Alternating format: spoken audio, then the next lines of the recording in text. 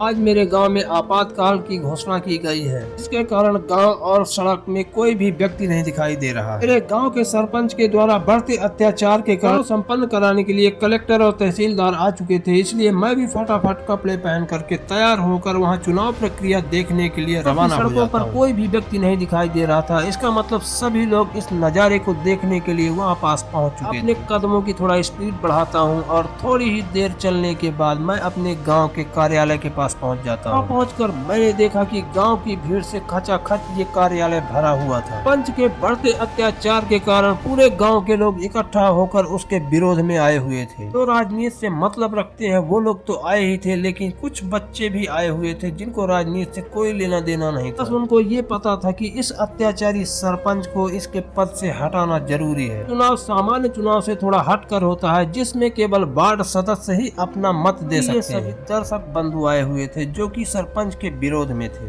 चुनाव की प्रक्रिया चालू हो चुकी थी। ये चुनाव इतना खास था कि सभी लोग इस पल को अपने कैमरे में कैद कर लेना चाहते थे। प्रक्रिया में इतना टाइम लग रहा था कि लोगों का इंतजार करते करते गला सूखने लगा। रोमांचक पल को नवयुवक नेता लोग भी देखने के लिए आए थे, जो कि हाथ जोड़कर अपना परिचय दे रहे थे। चुनाव संपन्न हो चुका था, इसलिए सभी की निगाहें कार्यालय की ओर टिकी हुई थी। चुनाव का रिजल्ट आने में अभी देरी लग रही थी, इसलिए कुछ पुराने राजनीतिक अनुभवी लोग अपने अनुभव के दम पर रिजल्ट बताने लगे। चुनाव में एक खाली वोट पड़ने के कारण यहाँ पास आए हुए अधिकारी अपना फैसला नहीं सुना पा रहे थे, जिसके कारण एसडीएम को ट्रांसफर कर देते हैं। के द्वारा बताया गया कि इसका परिणाम एसडीएम के द्वारा घोषित किया जाएगा। सभी लोग जा चुके थे, इसलिए मैं भी अपनी 2 पहिया गाड़ी को जंघों में दबाकर वहाँ के लिए रवाना हो जाता हूँ। इतना गुस्से में थे कि तेल का टैंकर लेकर एसडीएम के कार्यालय में पहुँच जाती है। गाँव का सरपंच इतनी ओछी मानसिकता का था कि एसडीएम कार्यालय में आने के बावजूद यहाँ भी झगड़ा शुरू कर देता है। आखिरकार जैसे तैसे करके दोनों पक्ष को मनाया जाता है और दोनों पक्ष के आवेदन ले लिए जाते पर पता चलता है कि यहाँ पास अभी एसडीएम साहब है ही नहीं। देर तक इंतजार करने के बावजूद भी एसडीएम साहब नहीं आए हुए थे, इसलिए पंच के पक्ष और विपक्ष दोनों का इंटरव्यू मीडिया द्वारा लिया जाता है और वहाँ से ये कहकर सभी लोगों को भगा दिया जाता है कि इस चुनाव के परिणाम कल बताए जाएंगे। ऐसे भ्रष्टाचारियों से भगवान हमें बचाए।